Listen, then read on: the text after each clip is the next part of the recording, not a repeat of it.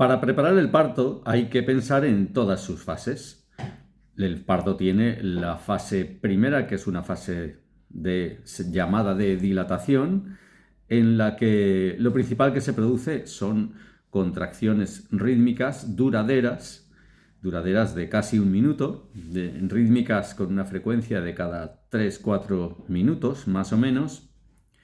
La segunda fase, en la que ya las contracciones se acompañan sin hacer nada, se acompañan de pujo, necesidad de empujar, y termina esta segunda fase cuando nace el bebé. La tercera fase, desde que nace el bebé hasta que se alumbra la placenta. Y se podría hablar de una cuarta fase, que es la primera hora, la hora sagrada, piel con piel de la madre con el bebé. Y de la misma forma se podría hablar previamente de una fase cero, que es la fase latente.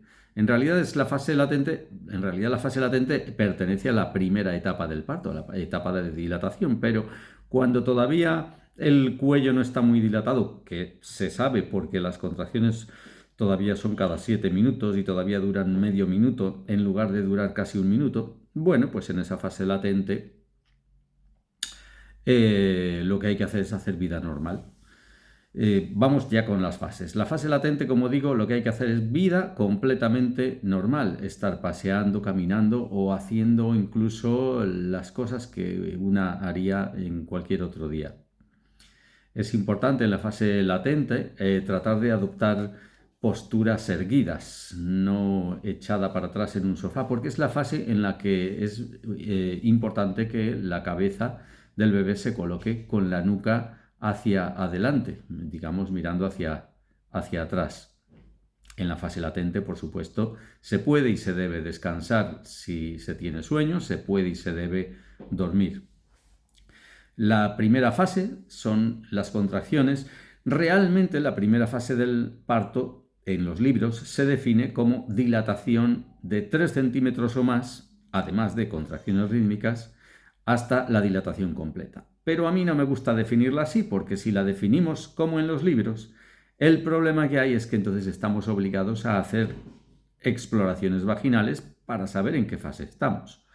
Pero de una forma bastante aproximada se puede saber que estamos en primera fase cuando las contracciones duran aproximadamente 50 segundos y ocurren aproximadamente cada 3 o 4 minutos, sin pujos, porque si hay pujos ya hablamos de la segunda fase. En cualquiera de las tres fases es importante que mantengamos la vejiga vacía. La vejiga vacía ayuda al descenso de la cabeza fetal.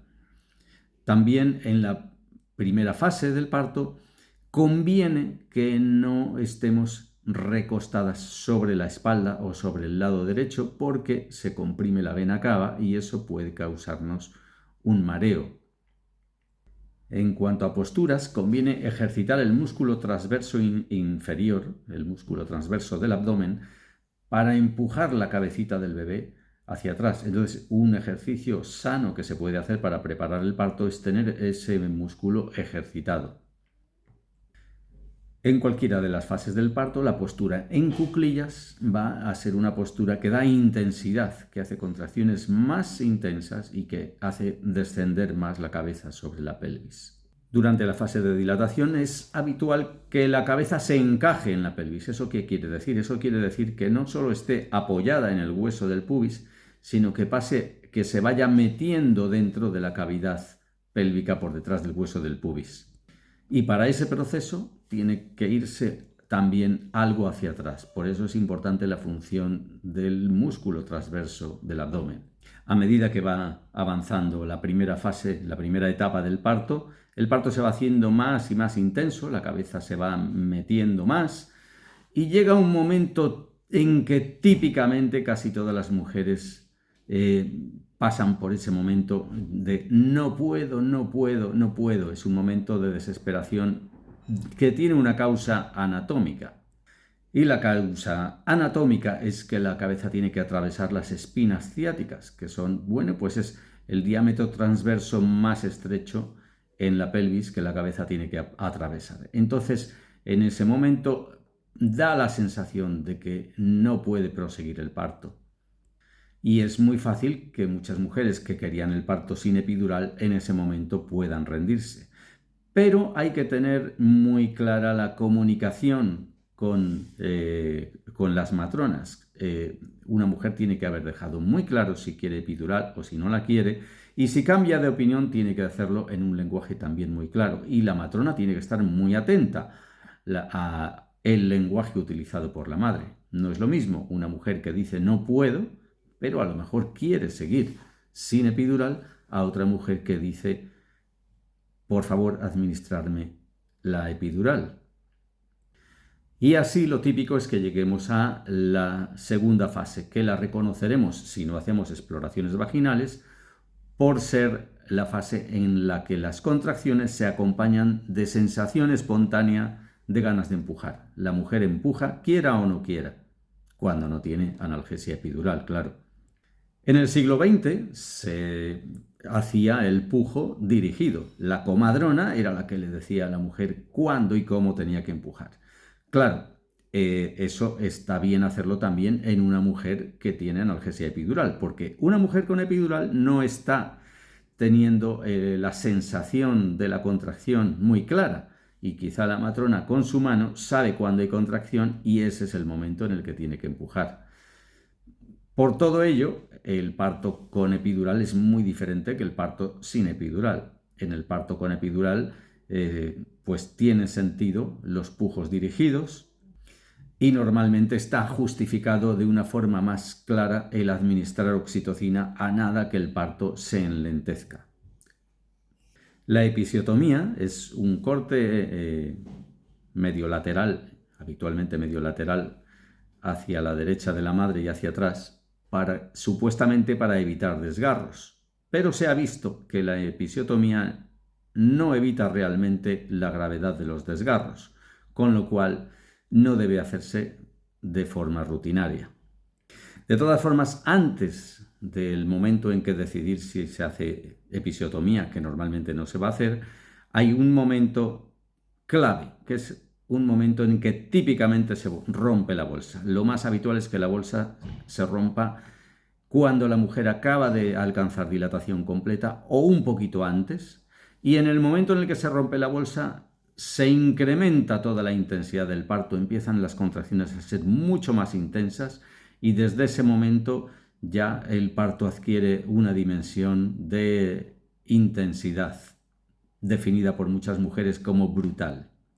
El momento en que se rompa la bolsa es algo que cambia mucho de unas mujeres a otras, de unos partos a otras. Puede el bebé incluso nacer con la bolsa todavía íntegra cubriéndole la cabeza. No pasa nada porque aunque no respire está unido por el cordón umbilical, pero quien atiende el parto normalmente, si sale así el bebé, romperá la bolsa para que pueda empezar la primera respiración de aire.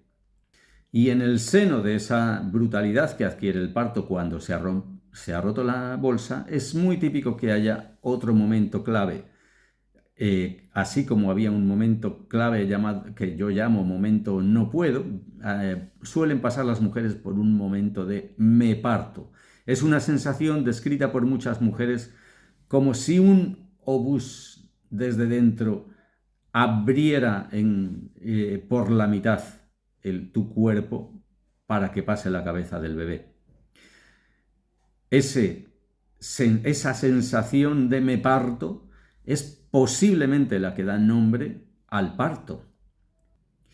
Y tienes que saber que una vez que ya pasas por esta sensación, ya está cerca el final. Ya el parto está cerca de que produzca su efecto con el nacimiento de tu bebé. Pero no siempre es así, depende mucho de la posición de la cabeza del bebé. Muchos bebés tienen la posición posterior, que quiere decir que la coronilla del bebé está hacia atrás de ti y esos partos pues pueden tardar todavía horas desde este momento. Pero lo más probable desde aquí es que el parto prosiga y siga evolucionando y llegamos ya a un momento de sensación de presión en el sigma, en el recto, con sensación de que se escapa la excreción digestiva. porque la cabeza ya está llenando completamente toda la pelvis y presionando fuertemente sobre el recto y sobre el sigma. Es el momento que yo llamo me cago. Y ya finalmente ocurre la dilatación de la vagina y después la dilatación de la vulva, que se siente como una sensación de ardor por el estiramiento de los tejidos mucosos de la vagina y de la vulva. Cuando ya nace la cabecita del bebé, pues es un momento en que puede pararse el parto hasta la siguiente contracción. Es muy habitual que tarde una contracción más todavía en salir el cuerpo. Lo normal es que por empuje, en la siguiente contracción, sin que nadie traccione, del bebé salga solo. El bebé nace muy resbaladizo, bañado en líquido amniótico, y lo normal, lo que debería ocurrir siempre, es que lo recojas en tu regazo, a ser posible ya sin ningún tipo de ropas ni telas en tu pecho para ponértelo piel con piel. Y desde este momento, el piel con piel y la serenidad son fundamentales para dos cosas. Son fundamentales para el inicio del proceso de la lactancia, que se ha demostrado científicamente que está muy ligado, que vaya bien, a que se respete esa hora, esa primera hora de piel con piel. Y segundo, para la salida de la placenta. Para ambas cosas se necesita una producción de oxitocina que es posiblemente la mayor en la vida de una mujer. El mayor pico de oxitocina ocurre cuando ha nacido el bebé y está a punto de nacer la placenta. El alumbramiento hoy día se suele hacer dirigido con oxitocina, porque se suele poner oxitocina cuando se pone analgesia epidural en los partos en la primera y en la segunda etapa. Si en la primera y en la segunda etapa se ha administrado oxitocina, es recomendable que haya oxitocina también en la tercera etapa del parto para evitar hemorragias. Si no ha habido oxitocina en la primera y en la segunda etapa del parto, se puede optar, y es mi preferencia, optar por un alumbramiento fisiológico en el cual simplemente se espera a que después de nacer el bebé nazca la placenta, lo que se llama el alumbramiento de la placenta, que puede tardar hasta 1 hora. Y si se está haciendo un alumbramiento espontáneo, entonces el cordón umbilical no hay por qué cortarlo hasta después de que nazca la placenta. El momento en que sale la placenta es un momento habitualmente placentero, y la placenta en contacto con la vulva aporta a la mujer de parto mucha sensación de placer, posiblemente por las propiedades procoagulantes que la placenta y el líquido del que va rodeada pueden tener. O quizá, aunque solo sea por la temperatura tibia a la que la placenta sale.